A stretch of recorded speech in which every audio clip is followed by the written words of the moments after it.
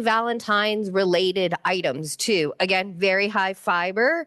And so before we get started, I just want to thank everyone for joining in on all these different cooking classes and this whole series. It's been really fun. And we'd love to hear some other ideas that you might want to see. Because of you and because of all these successful classes, our next week, actually on Tuesday, we're going to be doing a cooking class on flavorful fiber bombs. And so if you're a community member that wants to come out, we've got a whole list of community classes coming up, and we would love for you to join us. So today we have Dr. Barseghian. I had to have her. Hold on. She's going to say it again. Say it again. Ailin Barseghian. Ailin Barseghian, and she's a board-certified UCI health cardiologist who specializes in interventional and integrative approaches to heart disease. Her clinical interests include women's heart health, preventative cardiology, and cardiovascular imaging and pharmacology. Barseghian earned her medical degree from New York Medical College in Valhalla, New York. She completed an internal medicine residency and cardiovascular disease fellowship at UCI Medical Center, followed by a fellowship in interventional cardiology at Lenox Hill Heart and Vascular Institute in New York City. Her research interests include interventional and preventative cardiology, cardiovascular imaging, and cardiovascular pharmacology. She is the author or co-author of numerous articles published in peer-reviewed journals. And so I'm going to hand it off to her, and I will come back in a little bit with some recipes. And so Thank you so much. Hold on, let's see if we can. Yes, Jeff. Can we hear her? Can we hear Camber? Oh, good. Yes, we can move the trash can. Sorry, everyone. I'm going to turn off this, and then if you can share your.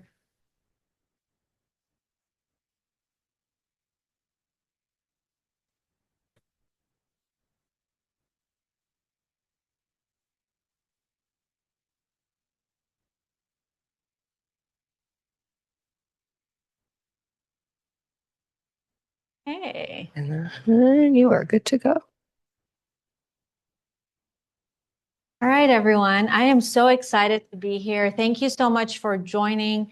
As you know, this is just such an innovative way to promote heart health, especially during Heart Month. February's Heart Month.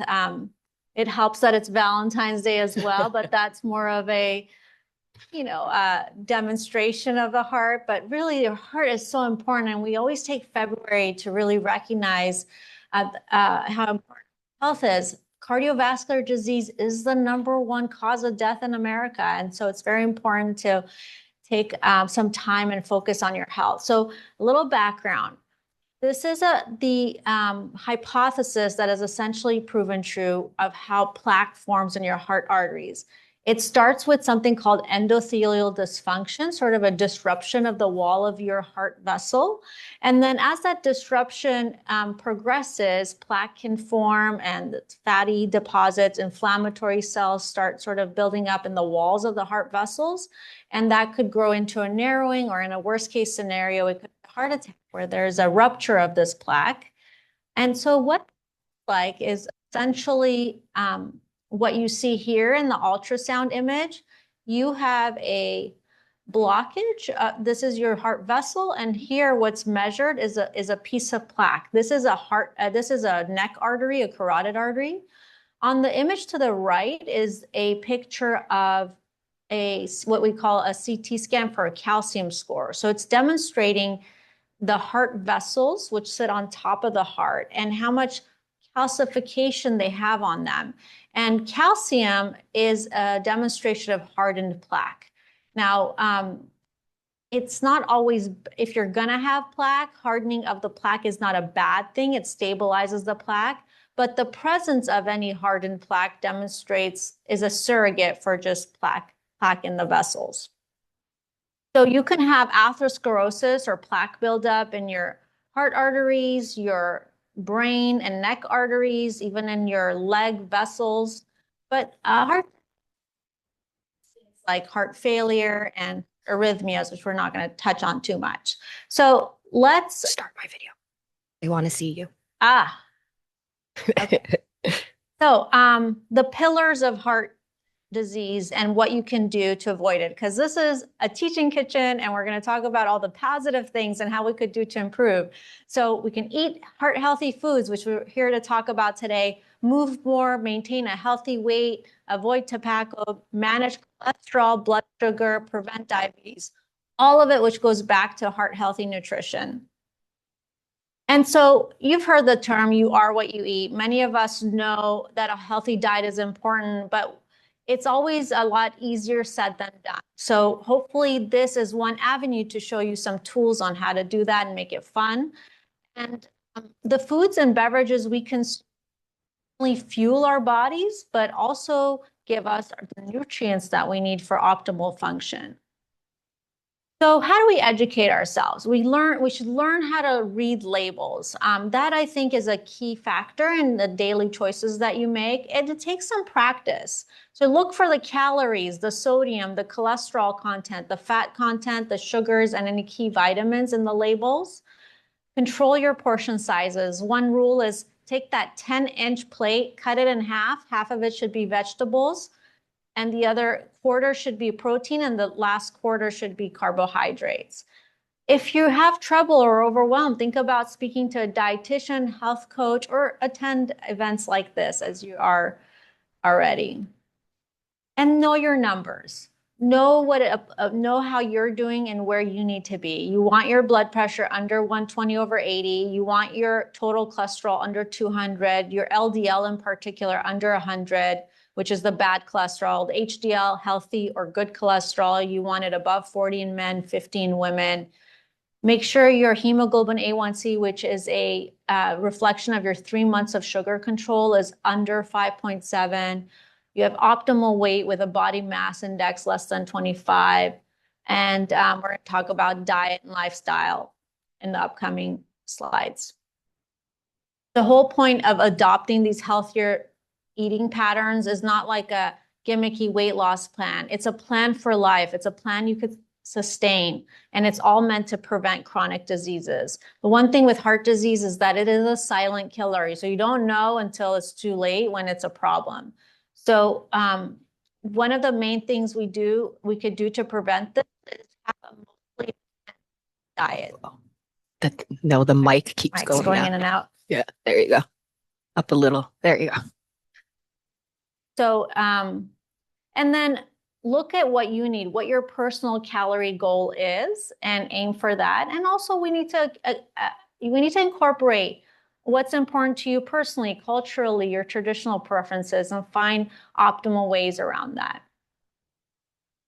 So in the heart healthy world, the diet, quote unquote diet that we generally promote is the Mediterranean diet. Why? Because this is the one diet that's been proven to reduce cardiovascular risk by 30%. And that diet is essentially light on dairy, meats and sweets, and it has lean meats, particularly fish, olive oil. In that diet, wine is okay, but there's recent studies that have come out that question the amount of intake of wine and if it's really healthy in younger people. And there's also the vegetarian diet, which is generally thought to be heart healthy when it promotes the whole food, plant-based eating portion of it. And the DASH diet is great for hypertension. And of course, we want to avoid trans fats, cut on processed meats, and drink lots of water. Quick word on sodium. Sodium is salt, right? That's the other term for it. And in general, most people should eat less than 2,300 milligrams of salt per day. That's less than 1 teaspoon. And often people think it's the table salt that they add to their meal that's the problem, the salt shaker, but it's really just hidden in processed foods. If you ever pick up a food in the frozen area, you'll notice sometimes the sodium content is higher than the calorie content, which is a rule of thumb is sodium content should be less than the calorie content. And there's some sources of food that hide a lot of salt, including bread. That's one, chicken, one that you might not think of, and canned foods. So One great alternative to salt is a pinch of herbs, spices, lemon or lime, crushed ginger or garlic, and Chef Jess has an upcoming spices seminar, which I think would be a great complement to this. Of course, too much saturated fat is bad for you. And oftentimes the saturated fat is not only in labels, but also when you eat out. So my joke always is the reason my food doesn't taste so great at home is because I don't put salt or fat in it. But I know that Chef Jess has some tricks for that, so I can improve as well, have tastier meals. And what about sweeteners? On average, an average American consumes 17 teaspoons of added sugars per day. So really, sugar should be less than 10%. And one of the biggest culprits is soda. Soda is about 40%. If you drink a can of soda, it's about 40% of your total daily amount of sugar you're supposed to have. So limit sugars. Look for that label where it says added sugar. So let's say you buy what you think is a healthy fruit. They might add sugar to it to make it sweeter. Get the one that doesn't have added sugars. And obesity, while weight is a contributor to heart disease, one of the ways we advise patients is if you're trying to lose weight, take 10% of your weight and aim to lose that about in 3 to 6 months.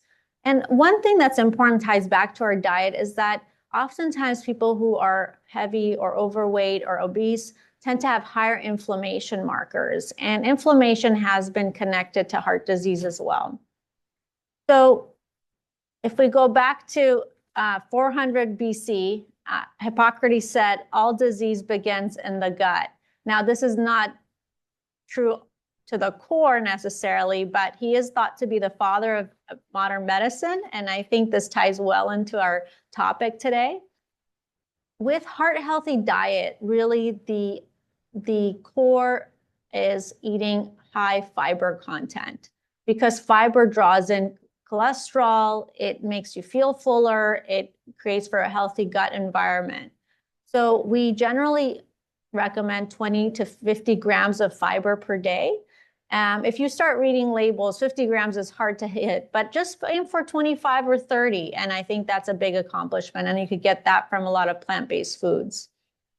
Prebiotics and probiotics, they're a hot topic right now. So basically probiotics are the bacteria and the prebiotics are the nutrients that the bacteria, the good bacteria, could use to be active. And so it's recommended that 3 to 5 grams of prebiotics per day be consumed. And these are some great foods that are high in prebiotic content. One that I like that you could easily add is garlic. I think that is a great addition. Every time I throw some garlic in, I think, oh, I'm getting my prebiotics. Since this is a heart-gut connection lecture, I did want to mention that we are really in the infancy of this topic of the relationship between the gut microbiome, and heart disease. This is really in the beginning. And 2,400 years later, after Hippocrates said that, we're coming back to this and getting down to the molecular level. And so one thing we do know that any food that increases inflammatory markers, as labeled by all those characters there, is generally thought to be harmful to the heart. For example, they checked the blood levels after people consumed McDonald's meals, or I should say fast food, and the inflammatory markers are increased within the 90 minutes after consuming a fast food meal. Another hot topic that's come up and is a point of interest is this TMAO. So TMAO, in a very specialized ways you can measure in your blood, but essentially if you have high levels of TMAO, which comes from diets consumed with choline or carnitine, you can have an increased risk of cardiovascular disease. And I don't want to go down too much on this molecular pathway, but just to demonstrate to you how early we are, but we have found links. So research suggests that the more diverse diet rich in vegetables you can have, the healthier that is for your gut microbiome. And so avoiding red meat, too many eggs, or full-fat dairy product helps improve this. Thank you very much. You have some questions too. Okay. Let's see. Stop share.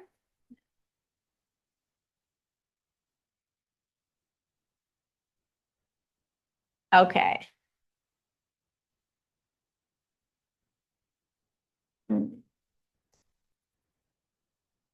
Ah.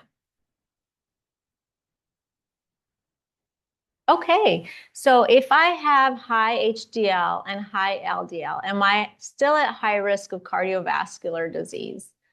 So in general, LDL is thought to be the lousy or bad cholesterol, and HDL is the healthier good cholesterol.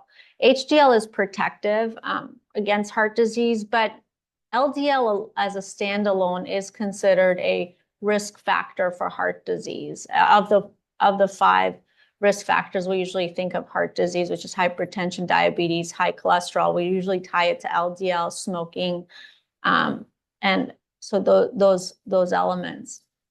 So it's important to also bring down the LDL as part of your heart healthy target, and ideally under 100 is the goal. Okay, we can go back to our slide with the healthy foods and the bananas, and then we could talk about that TMAO a little bit more on that slide.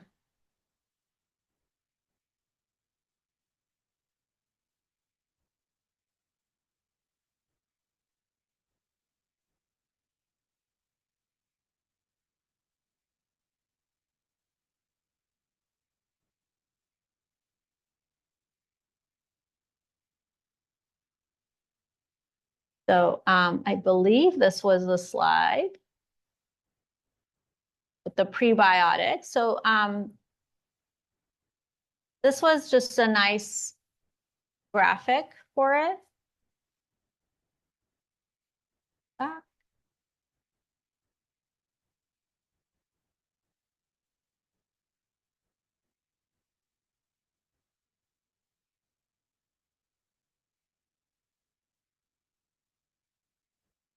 I might not be able to expand it.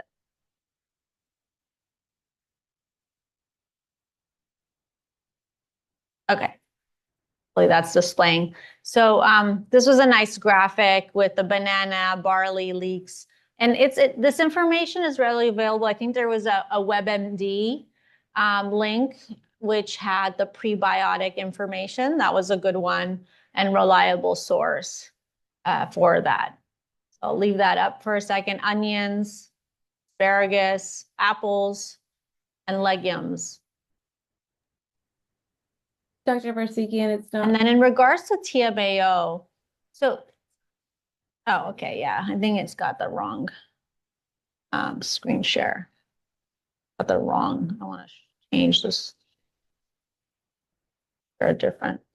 Probably, yeah, switch back.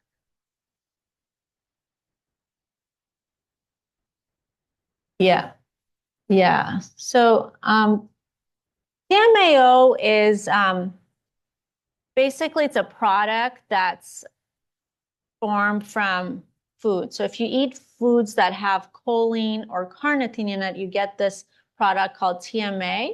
And TMA is from gut bacteria. So it's generated from gut bacteria when they metabolize choline, lecithin, and L-carnitine. And then this TMA is oxidized to TMAO in the liver.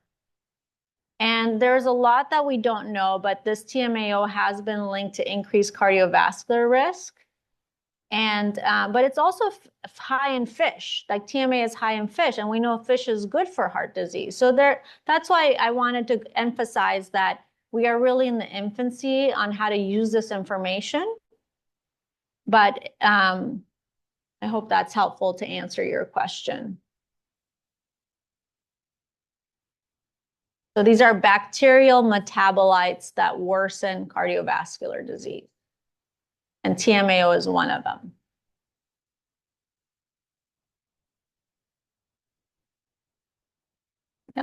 And we will share these slides so that you can go back and see everything again too.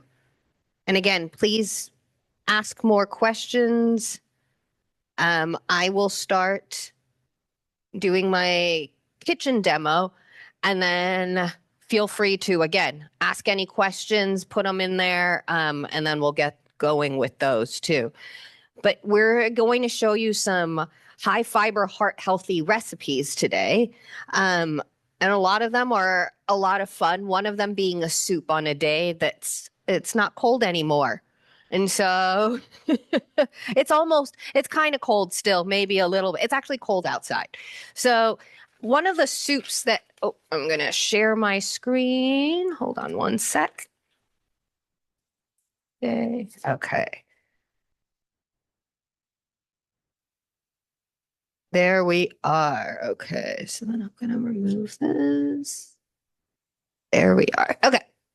So I'm going to start off first by making the soup. I think a lot of people give potatoes a bad rap, and I want to be the first one to say potatoes are great. There's nothing wrong. I have this discussion with my kids all the time. They'll come to me and say, oh, is a strawberry healthier or is an orange healthier? And it's like you're shaming food. And I was like, all food has its place. And so I don't think we should ever shame any food. And the potato has been shamed, I feel like. But potatoes are great for us. It's a vegetable at the end of the day. And if you eat it with the skin, you're getting a lot of the fiber too. So the whole idea is how do we make a creamy soup without adding all the cream? If you think about it, potatoes are creamy, but there's one specific potato that's creamier than all of them, and that's the Yukon Gold. So the Yukon Gold is this one, the one that it's got that yellow flesh. And so because it's got that yellow flesh, you'll get a little bit more phytochemicals in it as well. I don't suggest you do this because I am leaching some of the nutrients into this water. But what I did was I chopped them up ahead of time and put them in water to prevent them from oxidizing, because they will. But realize if you look at this water, it's cloudy. So a lot of those nutrients, specifically potassium, gets leached into here too. So what you can do is, you don't need to do it, but if you want to chop up your vegetables ahead of time, you can, and it'll prevent it from oxidizing. So I have leeks here ready to go.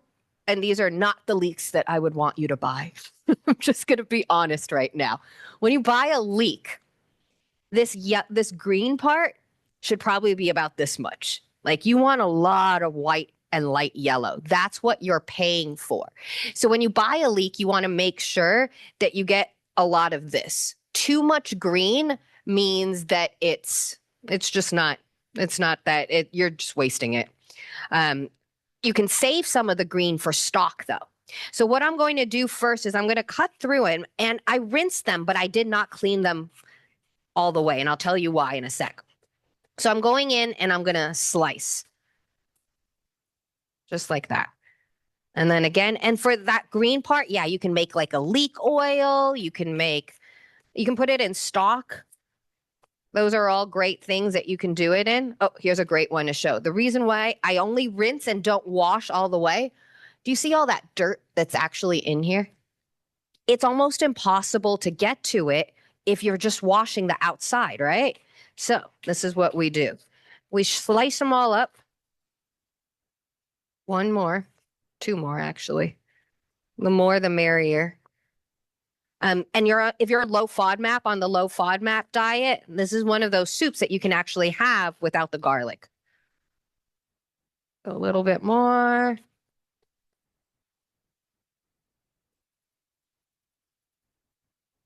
Right. And one more. So I have a big bowl of water right here. In this bowl, I also have a strainer. The whole idea is that dirt is heavy, right? And so dirt sinks. Leeks are nice and light. Vegetables are light, and they will actually float. So what you can do is grab a large bowl of water, just like this, and then I'm going to put it right inside and wash it in this bowl. So I'm actually going in and kind of rubbing it with my fingers just like this, to make sure I get that loose dirt off. Now the dirt will sink to the bottom of this bowl.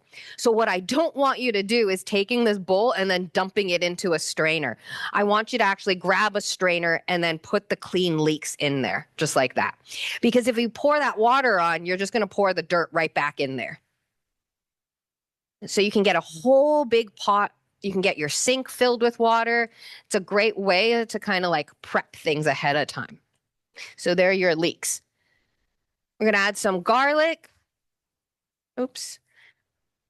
And I don't have any fresh thyme. I have fresh thyme outside, but not inside. And so again, chop garlic, because the more you chopping garlic is the way to activate allicin, and allicin is the anti-inflammatory compound inside garlic that we want. Allicin needs to be kind of come back together though.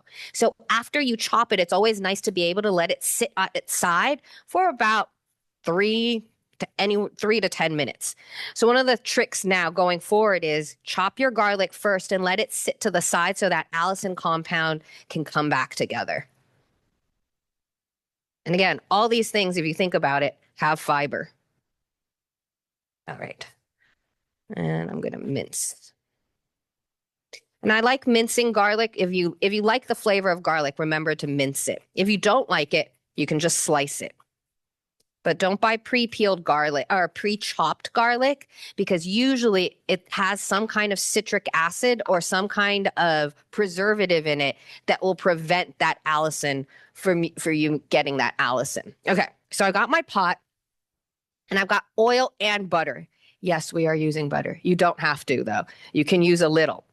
The idea, though, is that if you like the flavor of butter, but you don't want to use too much of it, you can use half butter and half oil. And that there's two things that this does.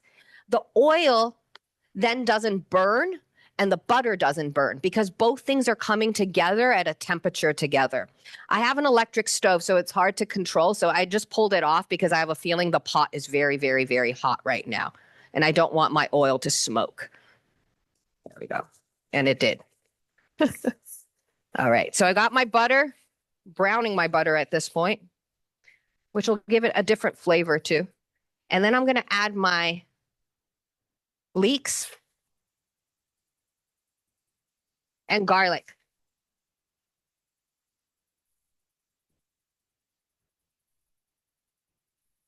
And give it a good stir.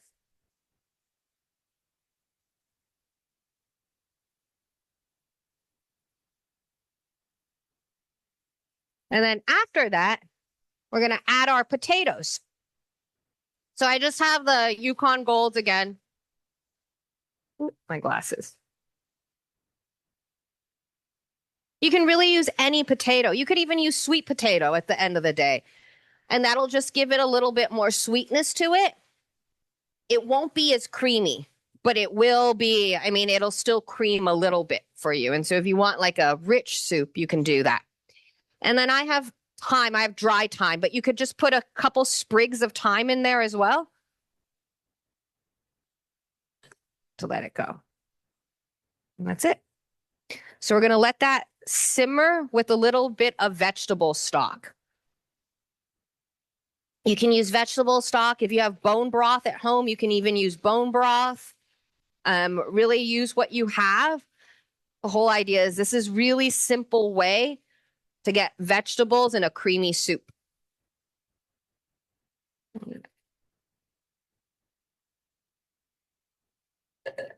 That's it.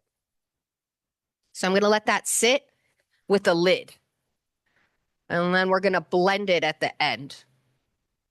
Super easy. All right.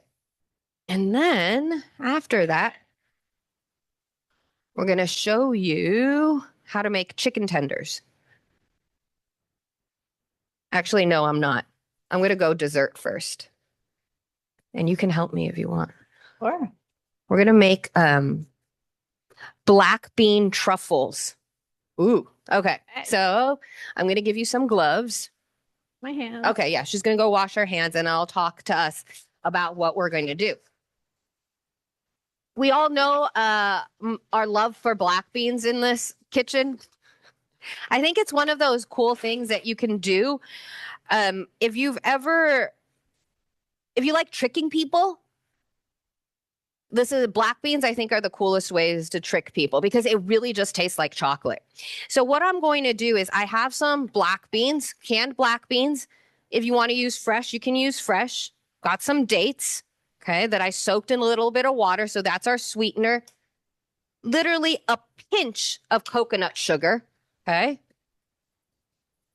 And our fat is going to be a little bit of coconut oil, refined. So the reason why I'm using refined is because then it doesn't taste like coconut oil. If you use the regular stuff, it sometimes will taste like it'll taste like coconut. And then cocoa powder. So all of that gets blended. I'm going to blend this.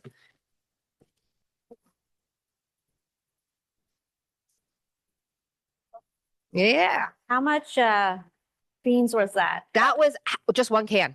Okay. So this is one can of beans that we're doing. And then what we're going to do is you're going to use that bowl and then we're going to just form them into truffles. And so you can just roll them. Amazing. Yep. And if you think they're raw, you don't need to do anything to them. And then you can roll them in whatever you want. And they are literally, they taste like truffles. And it's made out of a bean, which is then fiber. No dairy. No dairy. Nope. And so these days, like the only part that would have dairy maybe is if you wanted to dip it in some chocolate. Oh, that was a big one. Whoops. I got lazy. You can dip it in chocolate, but Guitar, there's a lot of great brands these days that make chocolate that's dairy free, even made with coconut sugar. And so Wonderful. And these are high in fiber since they have beans. Mm-hmm. And the cocoa. I always like to remind people that cocoa has a lot. And if you want, you can use raw cacao. And then you would be preserving a lot of the nutrients from the raw cacao because cocoa powder has been processed and heated. So you lose a lot of those benefits from the cacao. But if you use cacao powder, what you can do is like raw cacao, you're getting all of it because you're eating these raw, just like this. And again, if you haven't come up with a dessert for a dinner tonight, hey, this is a good one.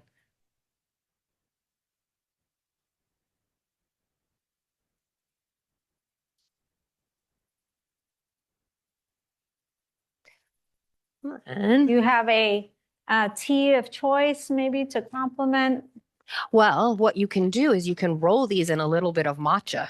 Ooh. Yes, and so matcha would be good. You can do nuts too. Really any kind of thing that you like. But the matcha is cool because it's pretty. But matcha does get pricey, I understand. So a lot of people, I mean, it's up to you if you want to do it, but pretty much I just grab a bowl like that, take it, and then roll it around in it. And then you've got a really, really pretty matcha one. Okay, so you can just keep going around and doing that. And you've got these matcha ones. Here, I've got a double boiler going with a little bit of chocolate. I just want to tell everyone that if you are melting chocolate, just be careful. Chocolate's worst enemy is water. So as much as when you do this, you want to be careful because the steam can come up and then it can go back into the water and then you'll end up with it'll actually seize on you. So what I like to do is make sure that the bottom of this pot only has a little bit of water. It's not going to touch the bottom of this pan. It's only the steam that gets to the bottom of this pan. We use a lot of undergraduate students to help us with cooking classes in here. And I was explaining why I was setting up a double boiler and every single double boiler they made had like water coming up to it and everybody's chocolate seized. And so chocolate is sensitive, but the best place to buy it, Trader Joe's. Above they have like, if you want like a large amount of chocolate by the freezer section, they have their pound plus. And it's like the big chunk of chocolate and it's beautiful. It melts beautifully and it's great. You have a favorite chocolate? I as Dark a heart. chocolate. Yeah, I know. Little bit of dark chocolate. That's one of a mindful practice that we sometimes try to use with our patients, where if you're really like at night, sometimes when you have that sweet tooth, like right after dinner, a piece of chocolate and a nut, and even just a piece of fruit, just those three items combined together can satisfy. And so, yeah, good quality chocolate goes a long way. Yep. And that fruit for the satisfying the sweet tooth. Yeah. Get that natural sugar. Yes. Eat the fruit first, though. So then with this, what I'll do is I'll just roll it in there and then pick it up. You can use a spoon, or sometimes I'll also use a whatchamacallit, sorry, a toothpick. What helps sometimes, though, is after you do this, to put it, I'm going to stand right here now, to put this right back in the refrigerator, and it'll firm up then. And then you could put more matcha on it as well. All right. Also, the dates you included have a lot of fiber. Yes. Sweetness. Yep. And so that's pretty much, dates are like the golden child with sweetness. It's funny. Camber will attest. I was speaking to the Prune Council recently, though, and prunes are just as important. And it's funny because it's like, how do we get prune? Because prunes are more abundant than dates are. So for sustainability reasons, let's try to use more prunes. And so I was like trying to figure out how do we get the prune to the date section? Like how do we get them to like the date world? Because I have date syrup, date sugar, date everything. And I think that prune, sometimes it's just the word prune. Like it's just the word. And so it's like, how do we make that word sexy again? Because date is a sexy word. And so, yeah, it is. All right. So I'm going to refrigerate these. And then let's do our last recipe. So thank you. We'll refrigerate these and then finish these up. And then the last recipe is the fun one. Well, no, all of them are fun. Because at the end of the day, this is a great recipe for me to explain something right now that's going on. Chicken is chicken, eggs, eggs, eggs. I was at Sprouts this morning, and of course, I saw the lady with, I swear, she had probably, I would say 36 cartons. And everybody, all the Sprouts associates were watching her push her cart out. And everybody was like, she's not making it out the door with that many. And she didn't. It was so funny because at the end, all her eggs were still there. They only let her buy 2. So eggs are going to be one of those things that's just going to go up in price. That's not. And even if it's not, like, do we really need that many eggs in our diet? Okay. Cholesterol. Yeah. One healthy alternative, by the way, if you like eggs, is to alternate the whole egg once and then just the egg whites next time for cardiovascular health. Yeah. And even the just eggs, the ones that are not eggs, I think it's made from chickpea flour and things like that. That actually tastes pretty good. And you could actually make that on your own. The trick is salt. There's a salt, like a black salt that they add in it that makes it taste eggy, I guess. So why am I talking about that? Well, I was going to make chicken tenders, right? So we're making chicken tenders. And one of the things that you dip chicken tenders in is egg. And if you think about it, the only reason why I'm dipping it in egg is so that it can glue it on. I'm not using the egg for any other reason than a binder. So how do we get around that? I'm going to show you how you can save money right now and get extra fiber. Instead of an egg, you're going to do a flaxseed egg. So a flaxseed egg is 1 tablespoon of flaxseed mixed with 3 tablespoons of water. Now, I want you to see the consistency of this. Can you? Yeah. So it's kind of thick. This is the egg consistency. It's very, very similar. So if you think about this, all we're trying to do is create a glue. So why not just save your money and not use an egg if you don't need to? I used an egg, but I just wanted to show you that whole idea that you don't technically need to if you don't want to. And then down here, I've got a mixture of panko breadcrumbs and walnuts. Okay, so we just ground up some walnuts with a little bit of panko on here. So now what we're going to do is, all you're going to do is take one chicken tender, going to dip it in the flour. So I always say have a dry hand and one wet hand. So then this one's going to go in the egg now, right? Flaxseed, sorry, fake egg. You can use chia too. I don't like chia as much for egg, but you could if you needed to. And then your breadcrumbs, okay? We're using whole wheat flour, and you can find whole wheat panko breadcrumbs these days too. And then you would take that and bake it. So I already have some ready made so that I can show you what they look like.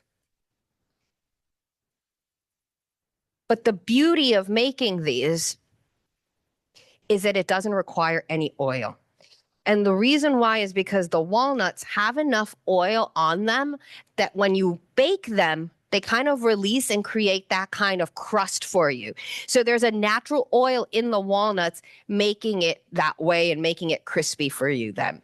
Then you're getting nuts in your diet, and then also nice chicken. It looks delicious. Yeah. I was like, you can play around with this. There was recently we've been working with medical students, and there was a comment recently about air fryers and temperatures. And I want to talk about this really, really quickly.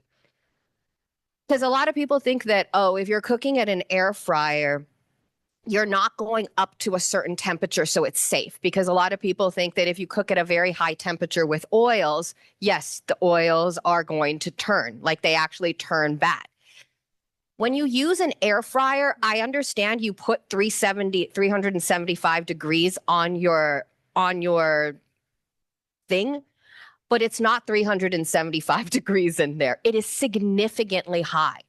Air fryers work off high heat. So it's the idea that it's an enclosed space with high heat. So if you ever read a recipe that says, oh, your air fryer is at 375, but your oven is at 425, the air fryer is actually closer to that 400, 425. So I know you think you're not cooking at that high of a heat, but you are. So just be careful when you do that. You want to make sure what you're doing. So the last part of this is my favorite thing to talk about, which is dressings. Because dressings are bad, right? Oh, store-bought dressings. Store-bought dressings. Yes. And one of the ones that everybody loves the most is ranch. And ranch can get pretty funky. Like, there's a lot of stuff in ranch. We have a question on any herbs or spices in the flour or panko for the kitchen. Yes, chicken. So we put salt and then Italian seasoning in the flour. So I like seasoning the flour before anything else. Okay, so we've got avocado mayonnaise. I'm a huge fan of avocado mayonnaise. If you need mayonnaise, that's the one to go to. I know it's expensive, but you need a little because we're going to bulk it with yogurt.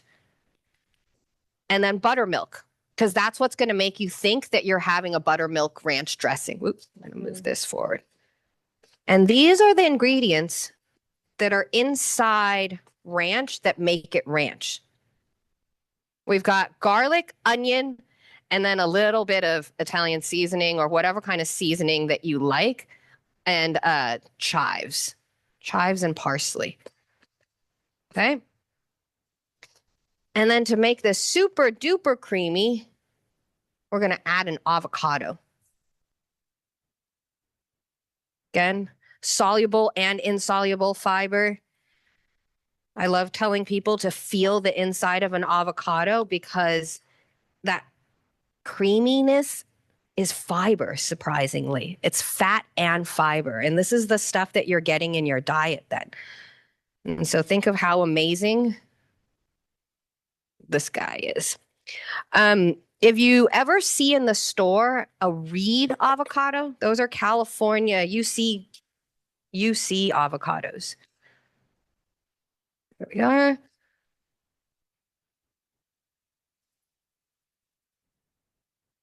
Picked up that side tip on how to take the seed out. Seed out, yep. And so for this, remember, don't use your hand because you're going to cut your hand. Do that. and then just get it on the floor. If you've got it your sink, you can do it next to your sink too. And then I'm gonna, my camera's not in screen, so.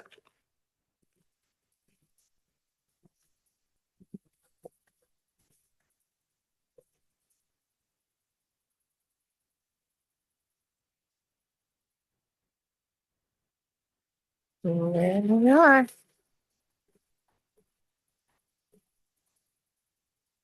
And the cool thing about this is the yogurt will keep the avocado from turning too fast too, because you've got that acid pretty much in there.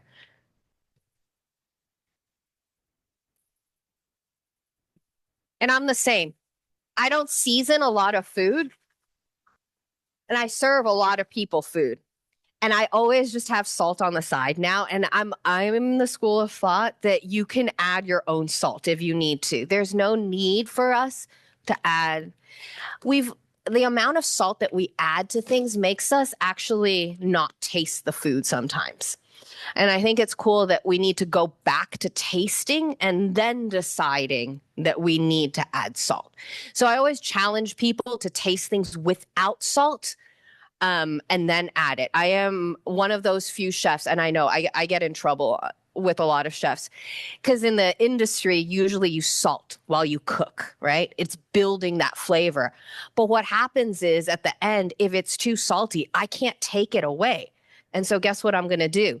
I'm going to add sugar to it to balance it out. I'm going to add more fat to it to balance it out. And then I'm just going to increase these bad things and hide the flavor of whatever I'm trying to do.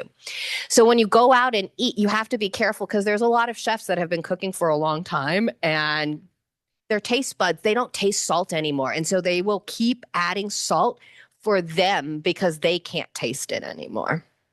And do you think a good tip is if you are really watching your salt, perhaps to ask to not put that last seasoning on top? Is that appropriate? Yes, etiquette? definitely. Yes, I think so. I definitely think that salting things, a chef would rather hear that than that laundry list of gluten-free, dairy-free, and all of those things. Just hold the salt. It's actually very common in Chinese food. Like when we go out to Chinese restaurants, we'll say low salt and low oil too. I actually growing up in Taiwan. I even remember some of my friends' parents or even my mom would get a bowl of hot water and everything that they would bring, they would rinse it in the water and then eat it. Yeah, because of like the oil that was on top of Chinese food. So it's interesting. Yeah. All right. So our soup in my glasses. So with your soup recipe, I just really wanted to emphasize a couple of things. You can cream it with an emulsion blender. So I just want to make sure this is, we're almost there, not quite yet there. So you can use an immersion blender. So this is the immersion blender that you can use, or you can use a blender.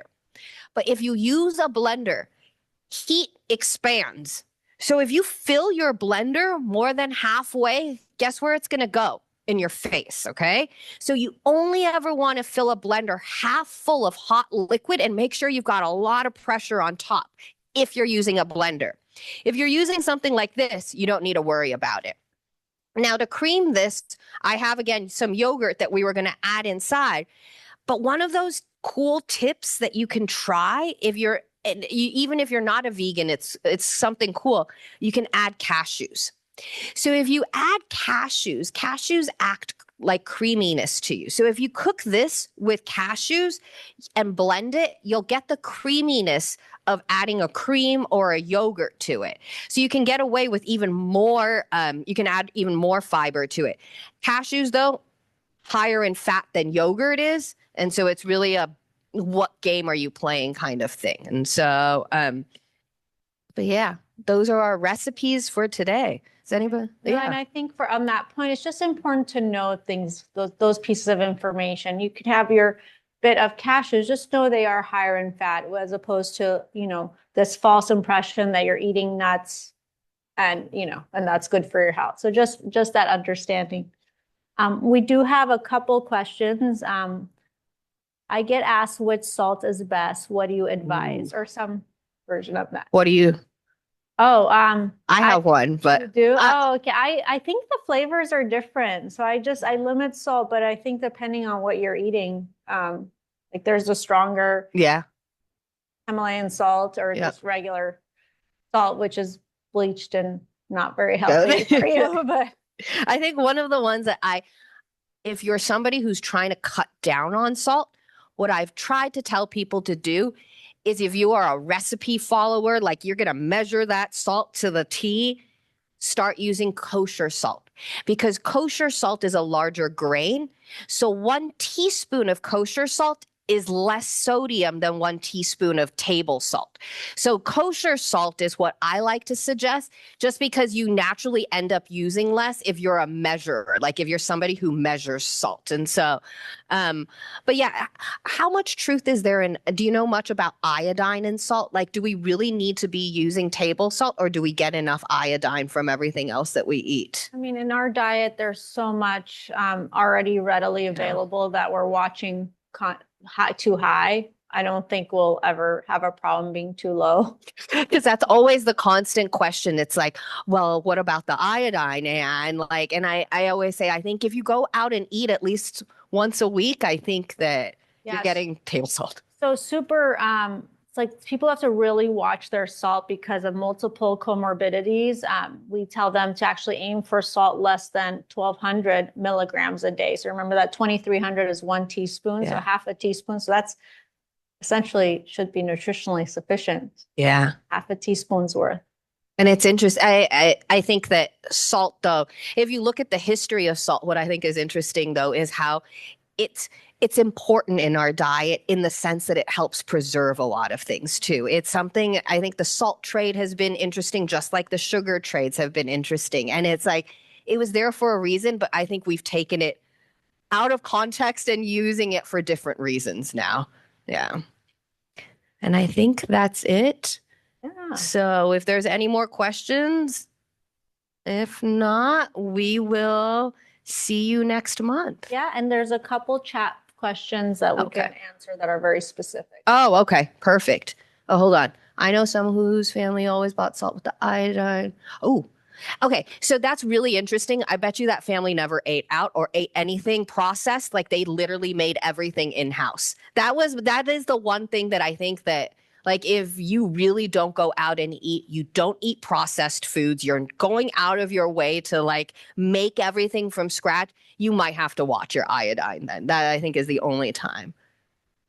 Yeah, one of the trends that the dietitians notice when they coach people is how much we've deviated into eating out and less at eating home. I know probably the audience that's watching this likes to cook at home, but that is a trend that has resulted in probably poor health eating habits. It's just we need to bring it back so that we see the whole foods that we're making. If you can identify what that meal has, that's what a heart healthy diet usually encompasses. So there's a question about a garlic substitute for low FODMAP. You can use garlic oil is a great idea. You can find a lot of great garlic oils out there right now. And then you can use the bottom parts of any leek and scallion. So any of those green onion families, you can use that for that garlic flavor. And kosher salt highly processed? That's a good question, and I think that falling into questions about processing.